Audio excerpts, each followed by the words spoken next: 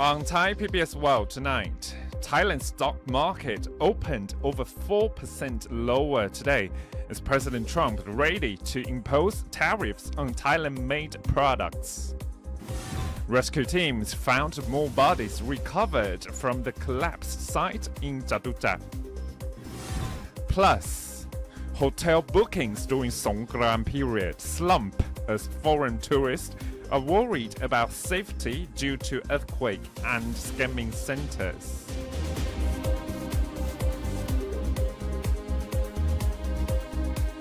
You're watching Thai PBS World tonight. I'm Frank Kanchi. The major news today is U.S. tariff as President Donald Trump is ready to impose 36% tariff on Thailand-made product. The Thailand stock market performance has dropped quite deeply with a volatile trajectory. Thailand stock SET opened 4.36% lower and even dropped over 5% during the trading as President Donald Trump planned to impose tariffs on countries enjoying trade surpluses with the United States.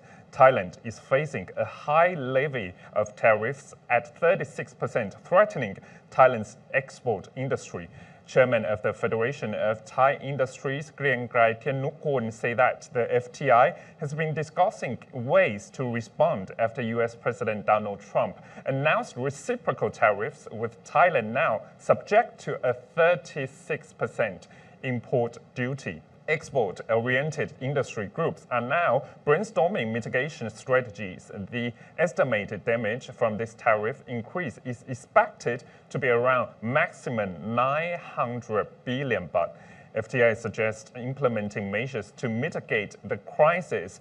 The organization proposed response measures include trade balance negotiations, create a more balanced trade relationship with the U.S. by increasing imports from the country, particularly in agricultural products for local processing and re-export. Revising Thai import laws and tariffs, amend policy to facilitate more imports from the U.S., issuing certificates of origin, ensure products like hard disk drives and solar panels are verified as genuinely produced in Thailand. Another one, lastly, reviewing Thai tariff and non-tariff barriers. For example, reconsidering the high tariffs Thailand places on imported motorcycles. Each affected industrial group will further assess the impact and identify a common stance to be presented by the FTI to the government for consideration. The government and private sector have already begun negotiations in advance to prepare for the U.S. tariff policy, including trade exchanges involving more imports of U.S. goods, such as animal feed, corn, and even military equipment, fighter jets, and drones. And of course, as what we've seen on the screen right now, Paetongtarn Shinawatra, our Prime Minister of Thailand, already said that today the government will start negotiations with the U.S. counterpart. But actually, we've seen some actions from ASEAN countries, including Vietnam, because Vietnam faces that 44% of tariff. But right now, they propose to turn down the volume of the import tariff from U.S. product to only 0% and Cambodia to 5%. And actually, this is how it goes when it comes to the global supply chains there, because of course,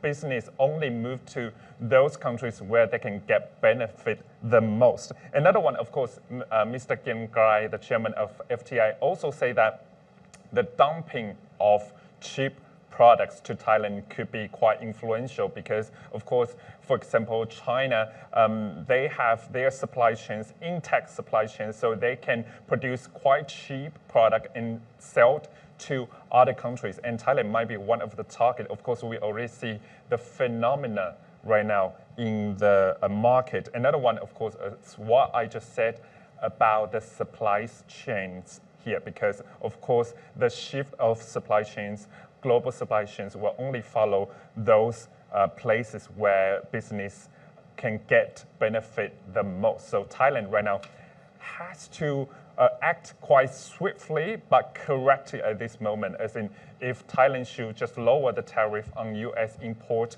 products or U.S. export product rather, or other measures. And while Thailand will face 36% tariff, a Thai economist say that the country still has opportunities amid economic uncertainties, given the U.S. market accounting for 20% of Thai exports. Dr. Girita say that connecting with regional blocs is significant to economic growth. This is my conversation with Dr. Girita. Our stock performance has been affected. And of course, Prime Minister Paetongtarn Shinawatra said that today they will meet the U.S. counterpart this time. So how can the government really alleviate economic crisis as in we see the tariff at 36%? It's more than 10 to 15. Well, I think Thailand is no exception because we are very dependent on both exports and imports. We're a very open economy. And I think the stock market performance in Thailand is also not an outlier because yesterday most stocks in the major markets in the world have also fallen. And of course, we are still in the phase where there's so much uncertainty and there's so many negotiations going around regarding the Trump tariffs at the moment. So I think what Thailand could do, and I have to say that Thailand's tariffs that are being imposed by the U.S. is high. It's 36%, but it's still lower than China's or Vietnam's. So again, this is a phase of negotiation. We don't know how it will play out. But I think one of the things that we would probably also need to do is we probably need to negotiate with the U.S. as well, because the U.S. is, again, our biggest market for our exports. It accounts for around 20% or 1/5 of our exports. But we also not forget that another 80% of export go to other parts of the world as well. So I think one of the important ways to mitigate this impact is that, of course, we need to negotiate with the U.S. to see how we can alleviate the impacts, meaning that the U.S. tariffs on Thailand could be lowered for maybe some products, or if not all products. And that means that we might need to import more U.S. products because what the U.S. is concerned mostly about is the trade deficits that they have with Thailand. So we, as Thailand, might need to import more goods from the U.S. So that's one way. Of course, the other way is, to actually look at the rest of the world, which is the other 80% of our export market, to see if we can actually export more to those markets as well. Because again, when tariffs are being put up against each other, the markets that could actually face a lot of tariffs from the U.S. right might retaliate, and they want to buy stuff from other countries. So again, this is an opportunity for Thailand to also seek other markets as well. Another part actually is quite interesting that in ASEAN countries, different countries have different policies. As in, of course, we see Vietnam and Cambodia, they already lower their tariff to of course, on U.S. product to 0 or 5%. Do you think that's a suitable policy for Thailand? If not, what are the policies that we should do now? I think it's country by country. I don't think Thailand should lower our tariff rates for the U.S. for every single product, but we might select some of the products that we need, and it could be lowering cost of production in Thailand as well. And this is not only tariffs. I'm talking about all the quotas and all the standards that are being, it's called non-tariff barriers, right? They have been erected to prevent U.S. products from coming into Thailand.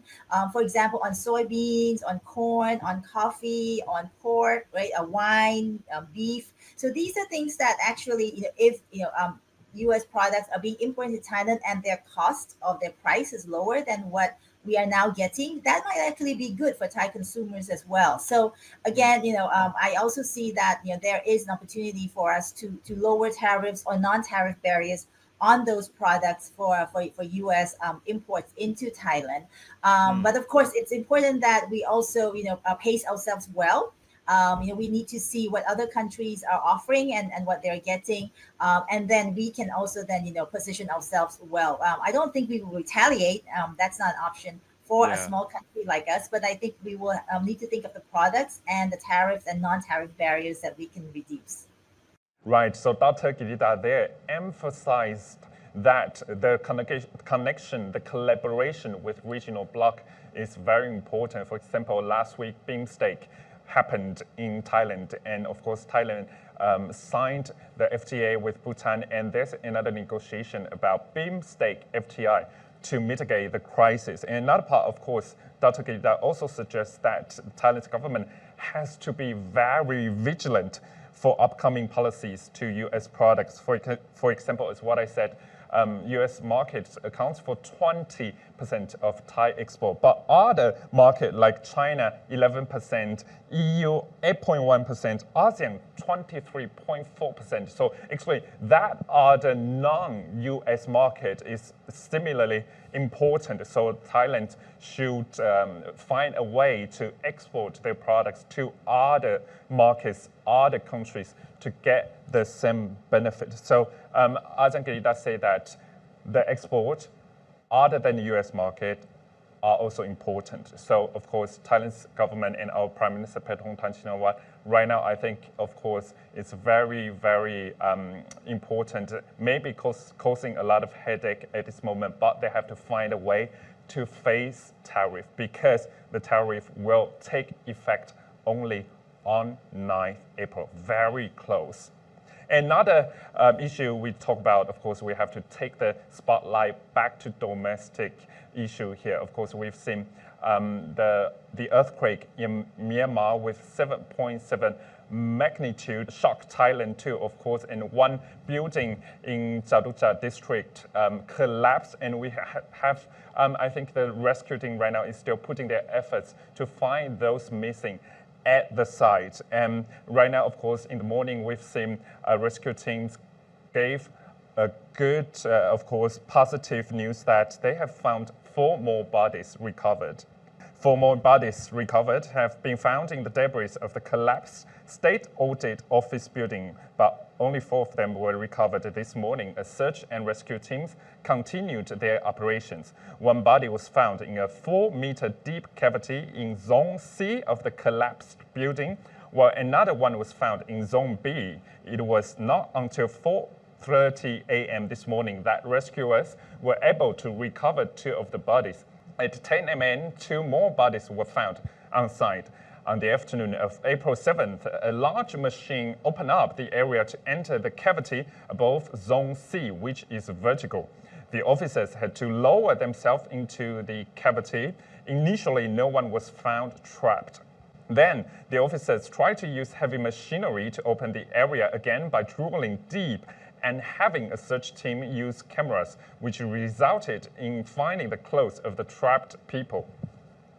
The officer used machinery to open the area in Zone C so that the rescue team could go in and proceed until they were able to bring out all 4 bodies.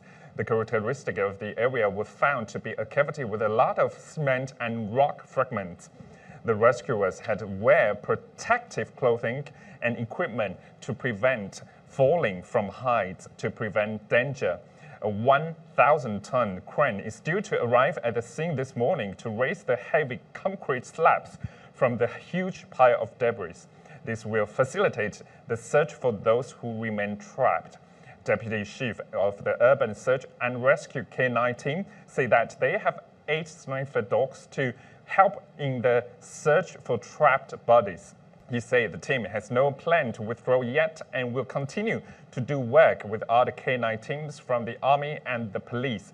The number of bodies recovered is now 21. Unfortunately, 73 people are still listed as missing. And of course, according to the Prime Minister Paetongtarn Shinawatra, she already gave the order this morning at the government house that the investigation has to be concluded within 90 days and assign 4 engineer faculties from different universities along with the relevant government agencies to create models for advanced analysis.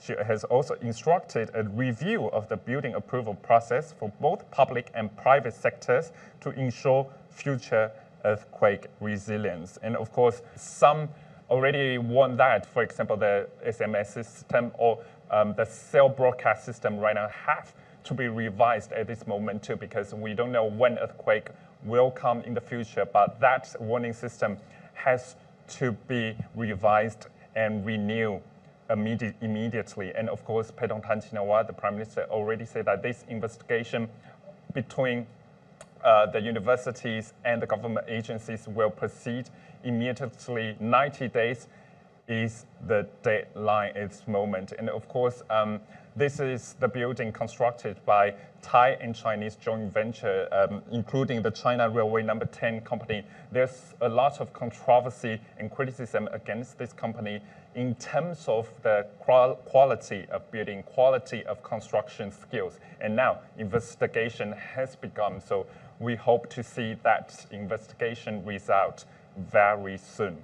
And another part that we have to talk about related to the earthquake actually is the tourism industry, because hotel booking right now drop immediately, of course, after the earthquake shocked Thailand, the tremor shocked Thailand, and of course, the scamming centers also weigh on people coming to Thailand to travel.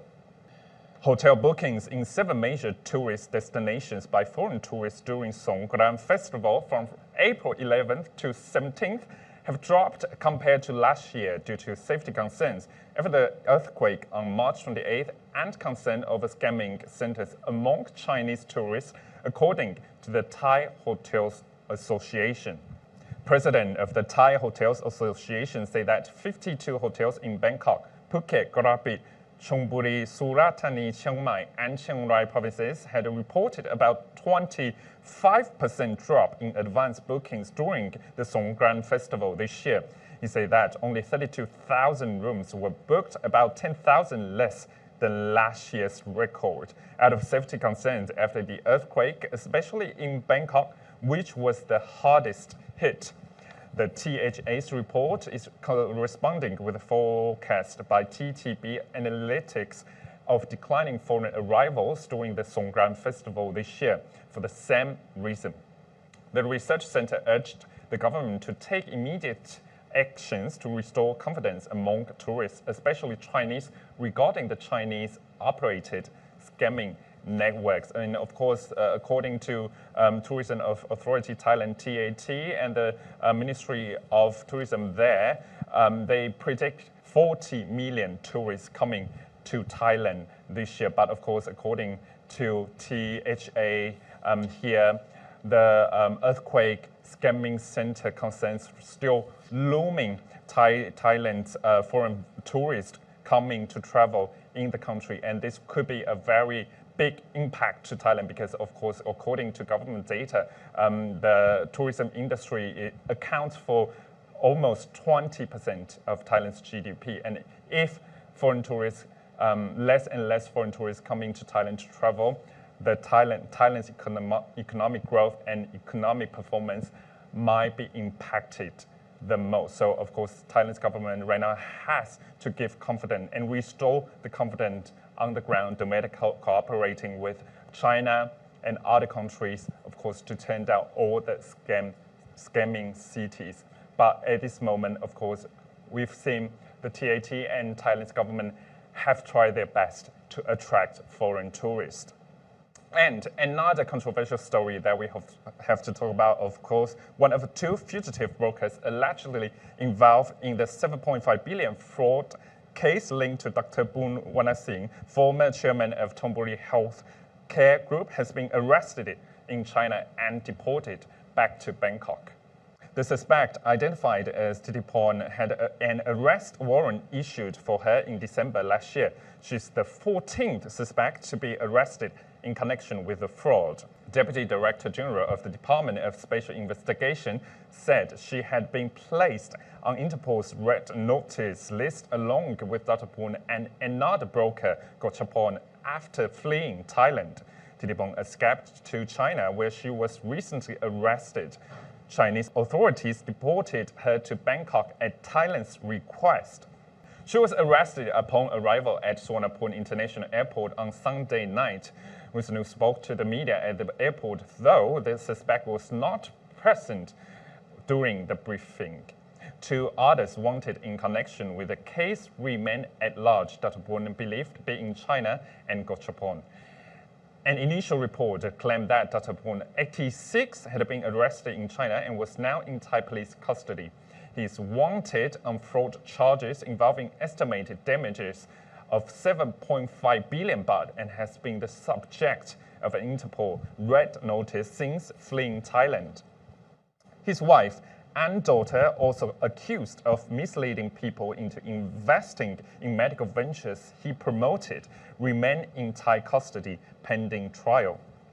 Between December 2023 and October 24, 247 complaints were filed against Dr. Boon at Hue Kwong police station by victims who said they were unable to cash checks issued by him. Dr. Boon built public trust after successfully listing his medical business on the Stock Exchange of Thailand in 2017. He frequently appeared in the media and gave press conferences, skillfully presenting narrative around Thailand's transition to an aging society and the global demand for healthcare and senior living services. His reputation helped him win investor support for several proposed projects. So actually, Dr. Boon didn't promote only one project and several projects in Thailand, with gaining trust from investors and getting 7.6 billion baht fraud, according to Thai police and Interpol. And of course, these 14 suspects involved in this case has been arrested, but Dr. Boon, as the major suspect right now, is out of the investigation, is out of the hand of Thai police. So Thailand's police right now still trying to collaborate, for example, with Interpol to find where Dr. Boon is. But right now, at this moment, we still cannot confirm where Dr. Boon is. And those investors, of course, they put the investment, millions investment in this project has disappeared and out of work at this moment. So of course, the Interpol and Thai police are still trying to get Dr. Boon and other suspects in. And right now, of course, we're still waiting for more confirmation about the information of this suspect. And we hope Dr. Boon could get into custody and get investigated very soon.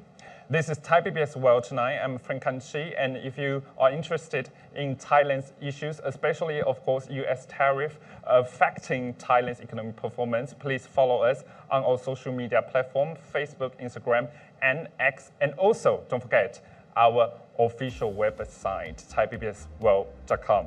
I'm Frank Kanchi, and see you in 2 weeks, because next week is Songkran Festival. Happy Songkran!